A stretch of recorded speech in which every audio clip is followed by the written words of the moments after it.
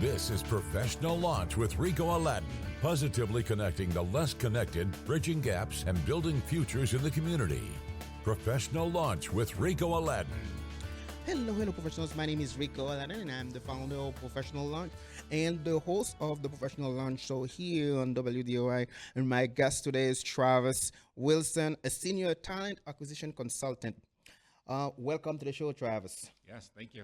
Wonderful, wonderful. As we know that this is the spring graduation season now, we want to congratulate all the graduates, the new graduates. Your diploma is your ticket in. But Google, grit, and good mentors will keep you in the game because college taught you theory, but the world will teach you practice, patience, and even purpose. But we got you. Professional Launch is here to help, and so is my guest today. So, Travis, let's start with your story. What first drew you into the world of talent acquisition and HR?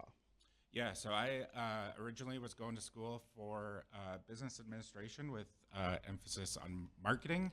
And just realized I was more of a people person. So took some HR classes, really enjoyed them.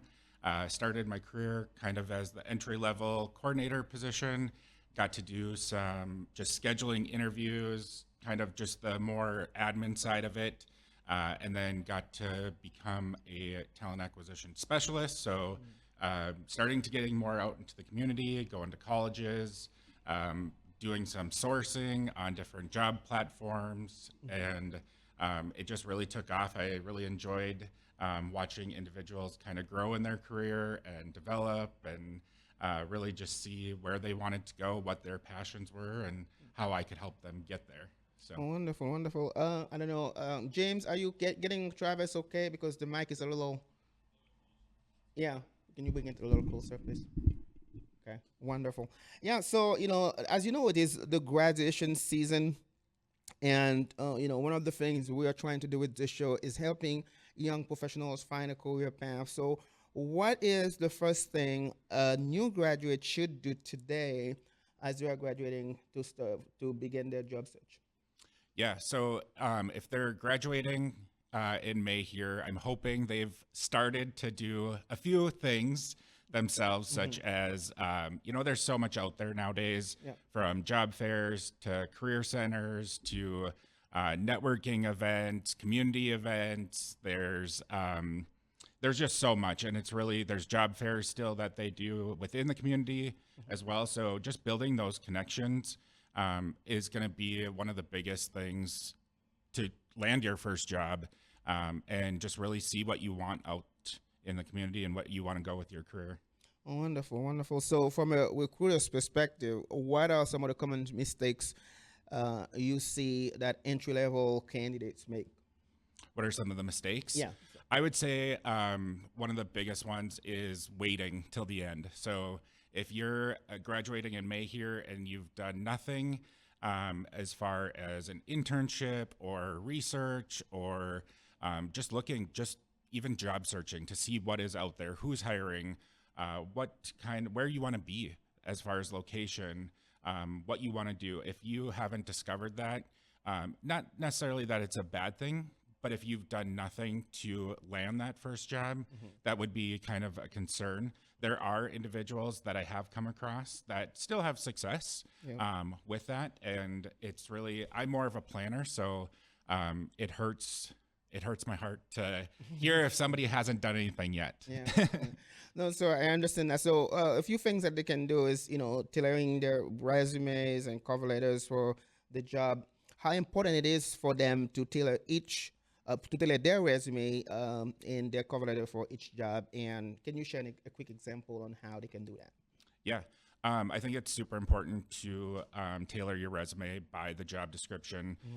Job titles they're very difficult nowadays, and really it can mean anything. So for instance, as an example, HR human resource generalist may be a recruiter at one company, where maybe another company posts the same position. It might be more on the comp, benefits, employee relations.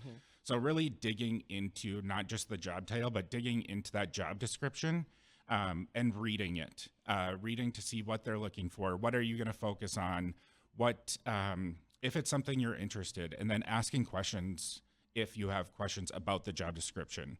And so one of the biggest examples I say is pull out keywords. You'll see repetitive words such as, recruiting, employee relations, different things. And maybe you don't have that experience, but somehow tailor it in on what you have done. So maybe you've been a manager at somewhere, or maybe you've led a team or led a project or something like that.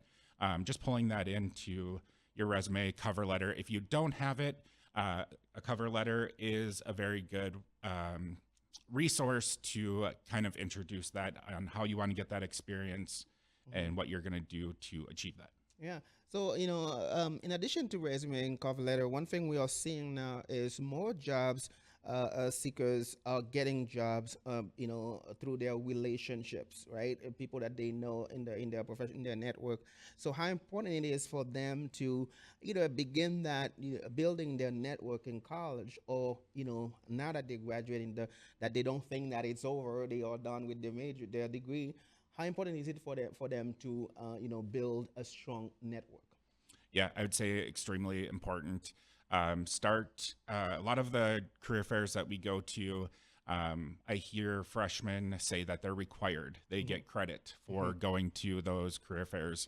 And I just advise them, and encourage them, make them confident, great job for coming out here. Even if you're, super introverted and, you're just walking the alleyways or whatever, walking through, seeing all the different booths and the companies that are out there.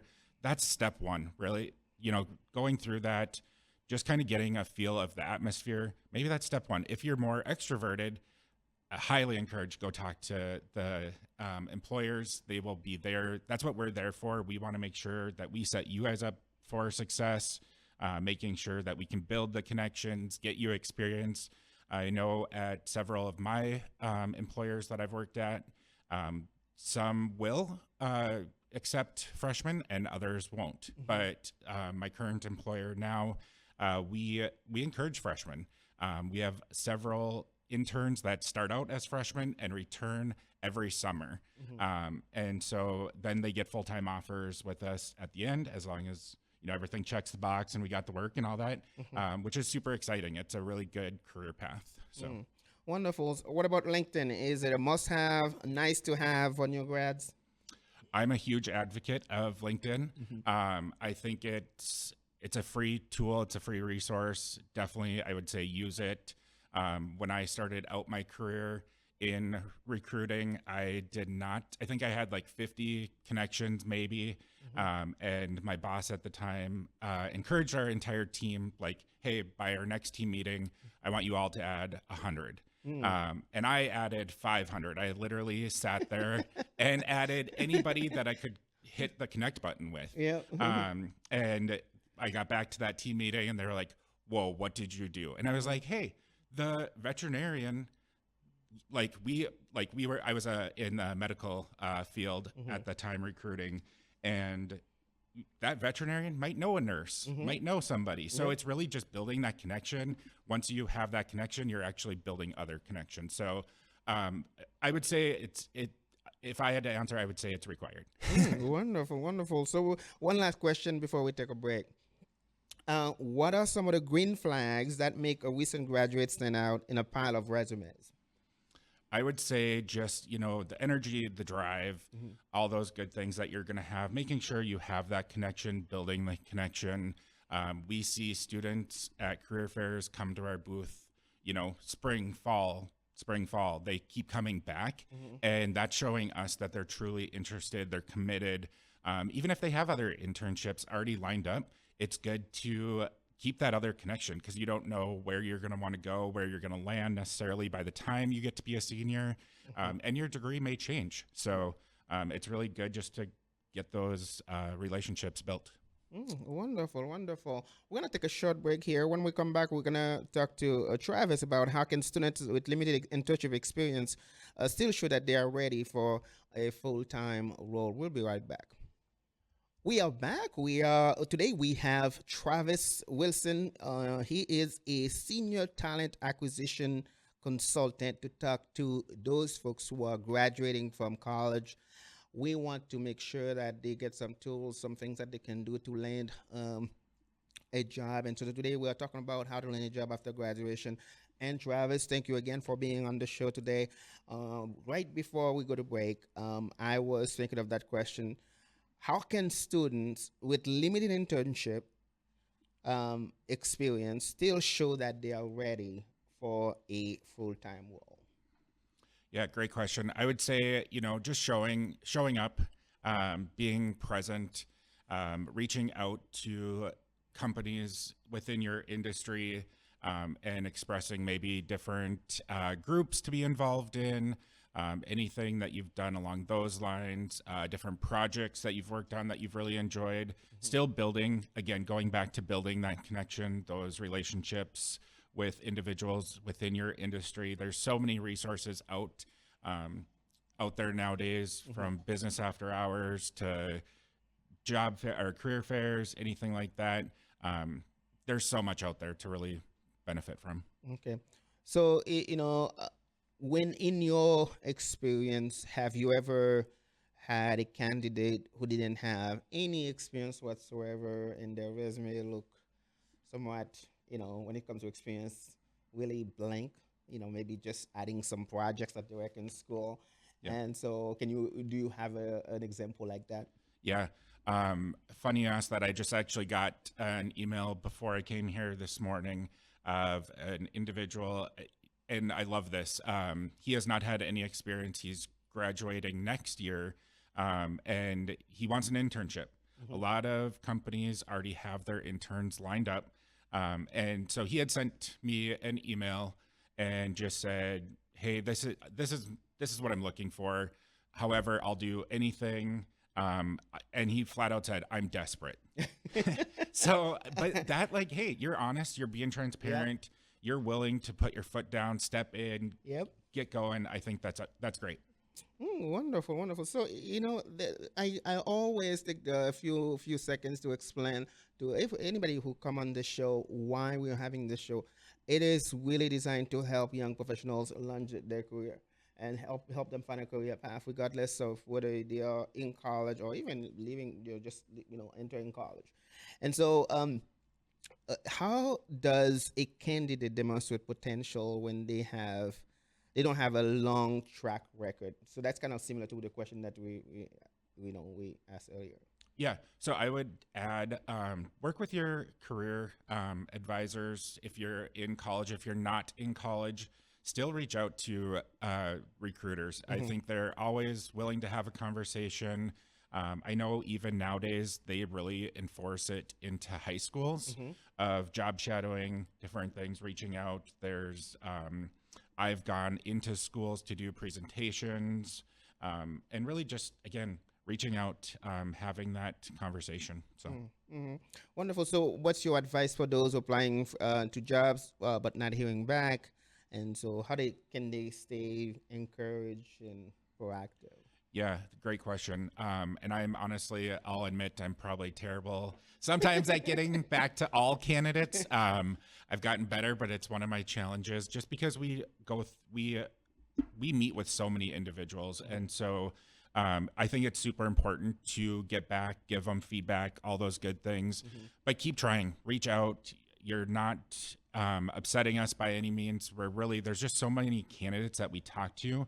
It sometimes can be hard to get back to every single one. But reaching out, putting your foot forward is going to put you in front of the person that's not doing anything and just kind of sitting back, waiting to see if they get something. So wonderful, wonderful. So, so earlier you were talking about reaching out to recruiters. Do you recommend reaching out to recruiters on LinkedIn? And if so, what should someone say in a message? Yeah, absolutely reach out. I think it doesn't hurt. That's what our job is. So if they don't want those messages, they are in the wrong position themselves. But as far as the message goes, it's something as, hey, can I have 5 minutes of your time? I'd love to kind of pick your brain on something. Maybe it's meeting for coffee or lunch or after hours, anything like that. I say that I work 24/7. I love meeting people, and it doesn't always work that 8 to 5 for everyone. So in the world of recruiting, you'll find yourselves working all the time, and that I honestly I love it. So. Wonderful, wonderful. So, do you have a story of a candidate that impressed you, and what was the reason why they impressed Yeah, I would say I've kind of came across this a little bit more, especially with different states, legalizing different things and all those good behind the scenes details. you? But candidates being transparent, saying, hey, I messed up. If you guys do background checks, anything like that, you're going to see this. But I think it's important to be transparent. I'm a firm believer in giving second chances, and a mistake is a mistake, and it's how you go about correcting that mistake and improving yourself. So just the transparency that's huge for me. Okay. So they're just being upfront with whatever that you might find if you look deeper in their background. Rather than wasting anybody's time, just making sure. And sometimes it doesn't work, really depends what happened and different things. But if it's something that we try to do it, and I encourage others to think outside the box that way too. Wonderful, wonderful. So how do you coach hiring managers to look beyond just degrees and GPA? Yeah, great question. I would say one of the new things that I've done, and maybe it's not the right thing, but it's given me success and my employer, is just to schedule time on their calendar with the candidate, regardless of GPA or degree or background or anything. Put it on their calendar, schedule a half hour for them to meet. And I've had success because a lot of resumes nowadays might not have all the details. It's hard to include. There's so many different rules and who's looking at the resume, if they like something or don't like something. So what do you put on there to really satisfy everyone? And so what I say is, if you think that they're good as a recruiter, after you've screened them, talked to them, set time on the hiring manager's calendar. That's their job, to meet with candidates. And if we want to bring in the best talent, that's where it starts. Yeah, so on that point, there was something that I thought about it. So there are some folks that they may have a resume that doesn't look too good, or but they are very skillful. They have a lot of skills. What do you think that some of the people that are either they don't make it, the interview didn't go well, but they have great skill, or they have a resume that do not look that doesn't have the keywords and what have you? What do you suggest that those folks do? Yeah, I would say, just keep trying on individuals, meet with, there's again, career centers out there. There's job service there's individuals that will look at your resume and ask for feedback, ask what they're really looking for. You should find that in the job description. And if the job description isn't written well, then it's on the employer side. So, okay. Well, we're going to take another break here, and then when we come back, we'll talk to Travis about some of the growing or high demand skills or certifications that grads should consider picking up. We'll be right back. We are back. Today we are talking to the new graduates and offering them advice and tools and resources that can help them launch their careers, find that entry-level position. And my guest today is Travis Wilson. He is a senior talent acquisition consultant. We are so glad to have you here, Travis. So now, what are some of the growing or high demand skills or certification that grads should consider picking up?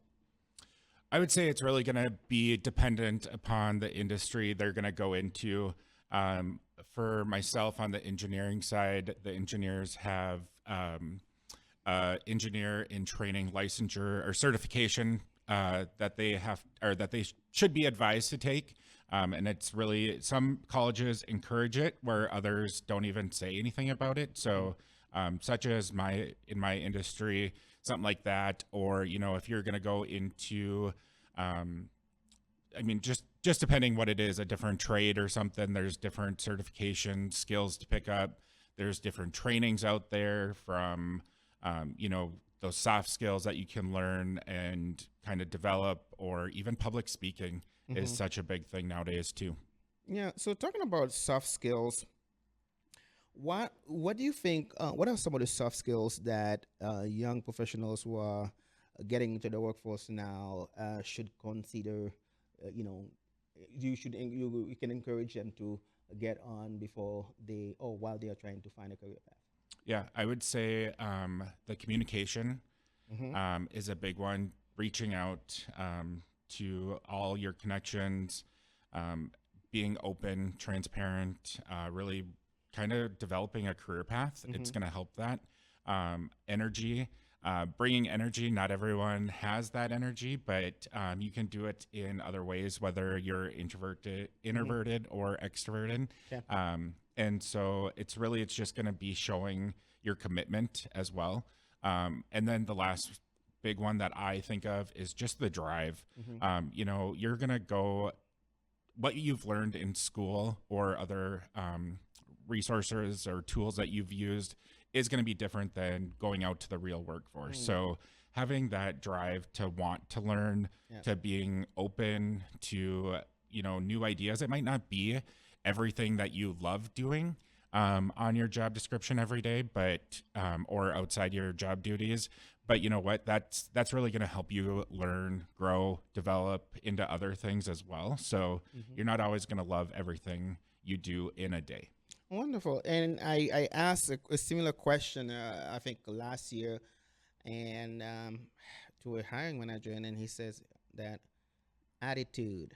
Come on, Rico, say it with me. Attitude. Bring a Yeah. good attitude to work. Yeah. Yeah.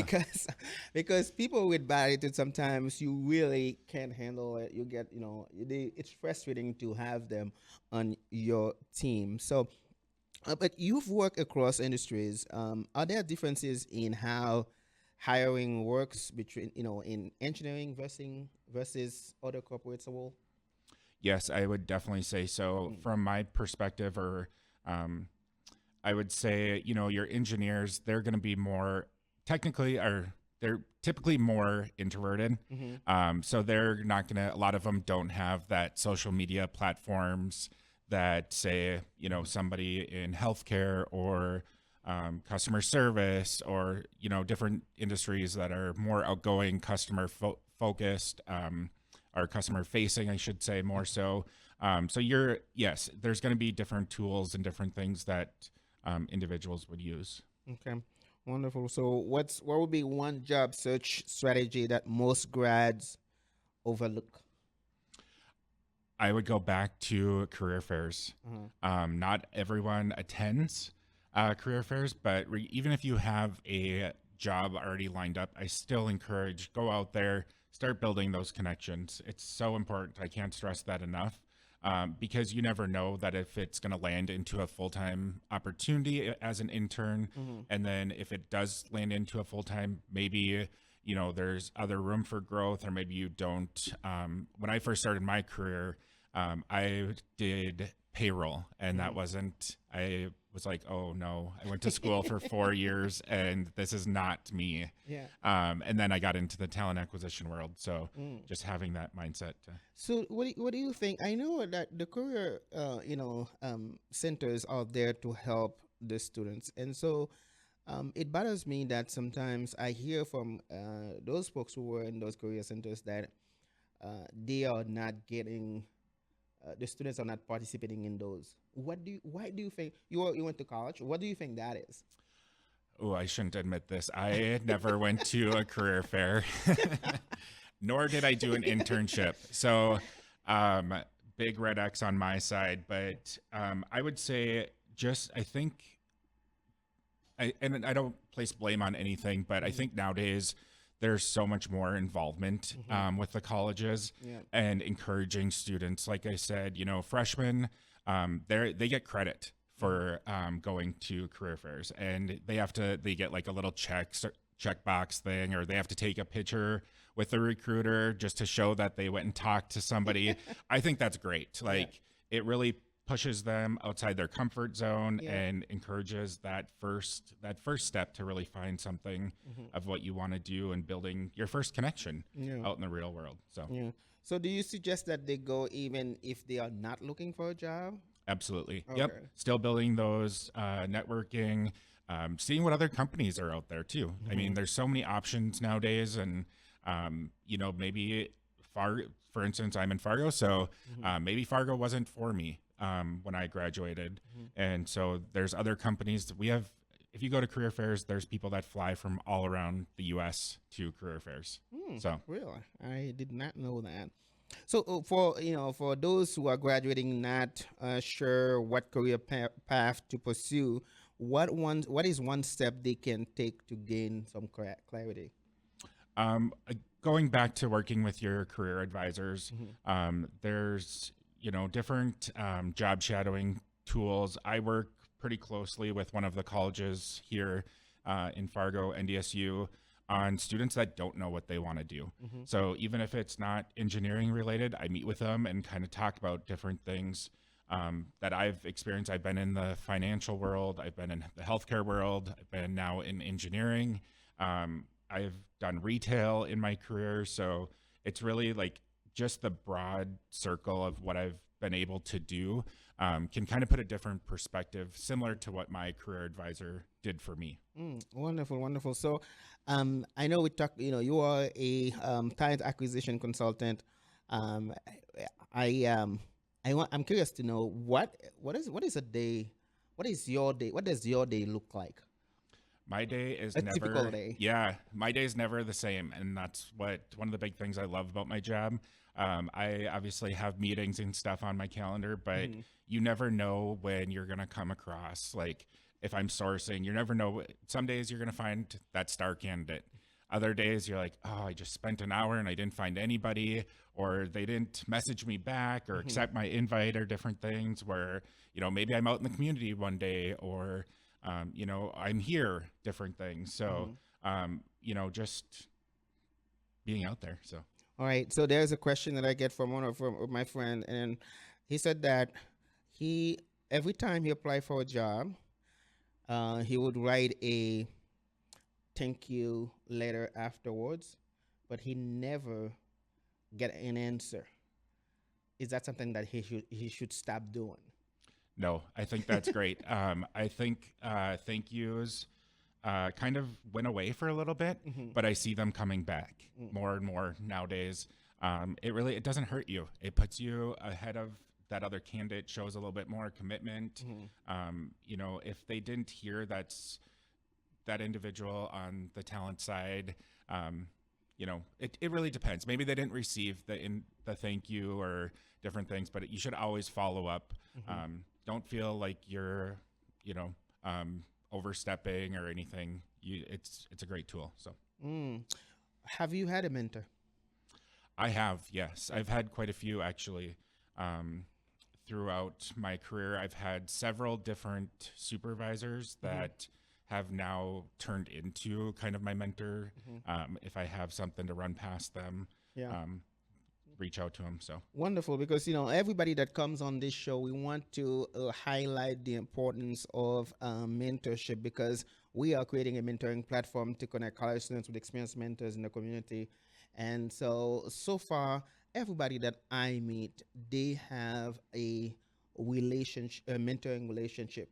Sometimes it may not be labeled as such, but they have a mentoring relationship. And just to highlight the value of mentorship, how important it is for new graduates to start looking into finding mentorship. I would say it's extremely important. Your employer should have that program, or at least be in the works of developing a mentorship program. It's super significant. It's one of the biggest tools you're going to get for employee retention. And just, coming into a new job is always a little scary, but having that person to, hey, where do I go for this? And, we encourage, especially on our side, during new hire orientation, ask questions.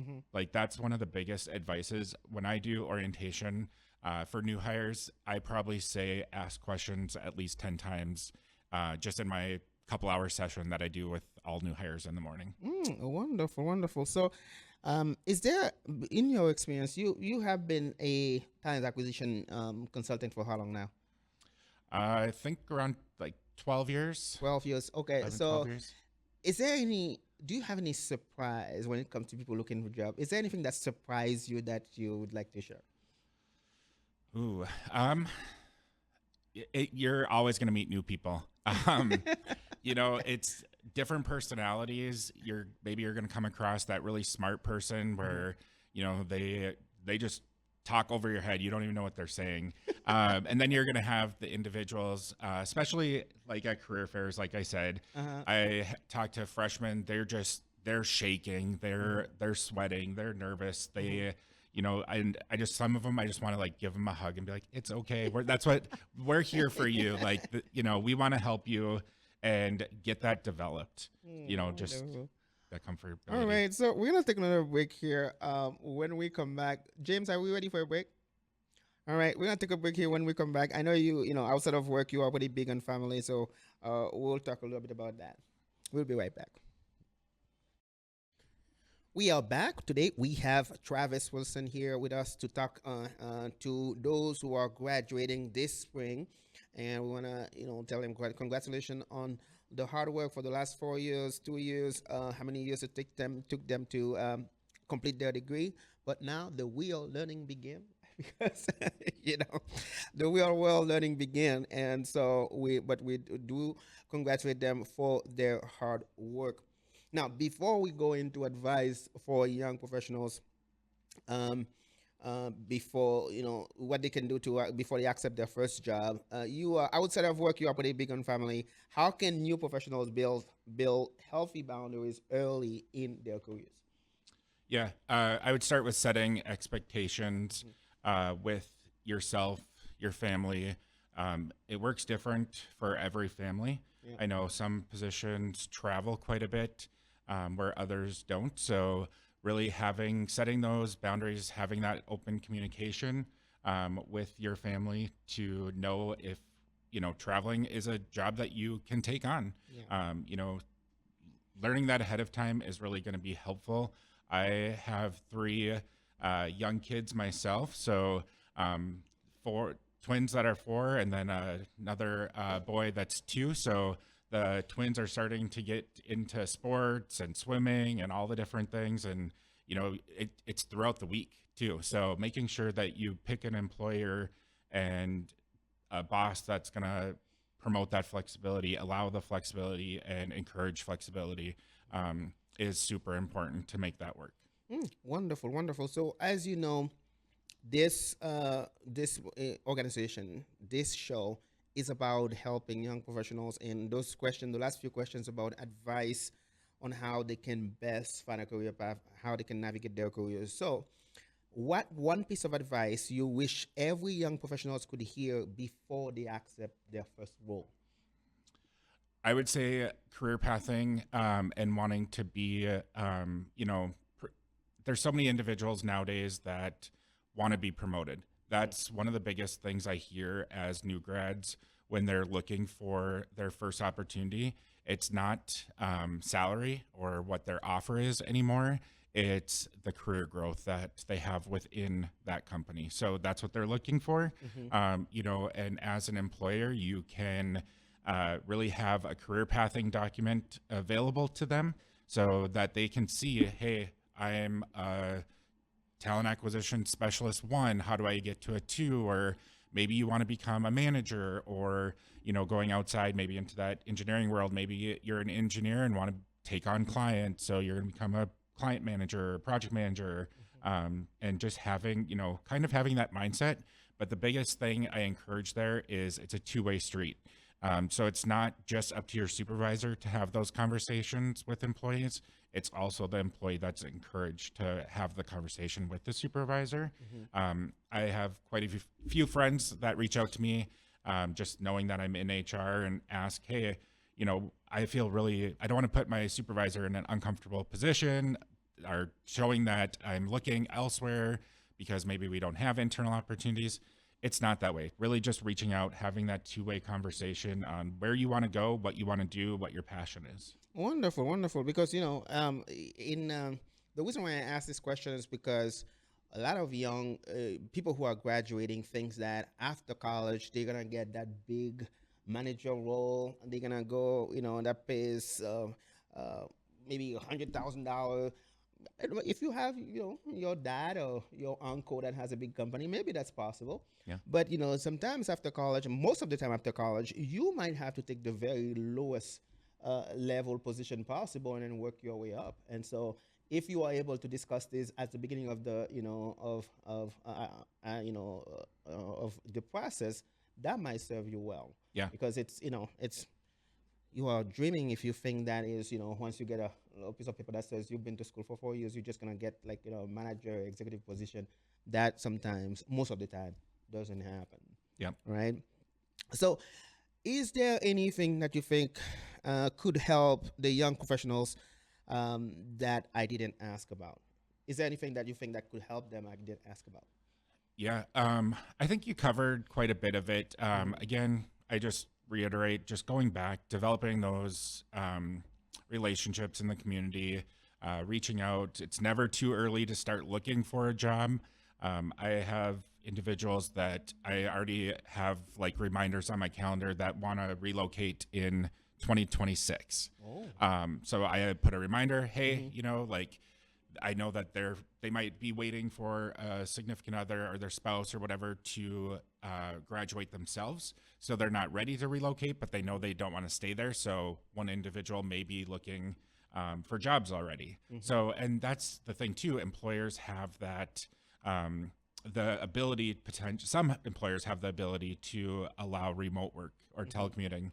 So maybe they can start out as a telecommuter and just travel as necessary. So Wonderful, wonderful. So, again, this is the best part of the conversation. Advice for young professionals, what they can do to better themselves. And whenever I get to hear that somebody advise my, I keep some for myself because I'm still growing, I'm still learning. Travis, thank you so much for being on Professional Lunch today. It's such a pleasure to have you, someone who has been in the field trying to recruit for, for companies in multiple industries, to help young professionals understand some of the things that they can do to improve their chances in getting their first job. So I want to thank you so much for for being here. Any last word for the Professional Launch audience? I think this is a great tool itself, and just again, build connections, connect with all of the individuals. Rico and I mean, connect with us. You know, it's that connection of how you're going to get a job. So Wonderful, wonderful. Well, a quick reminder that Professional Launch is a nonprofit organization, and so we rely on friends, on guests, on partners to keep our operation going. So reach out to us and see how you can help, how you can support this organization, how you can support the show, and to help fuel our mission, because we need you to do just that. So now, this is the part that I tell you. It's up to you to make today a great day. Have a great day. Travis, thank you so much. thank you, Rico.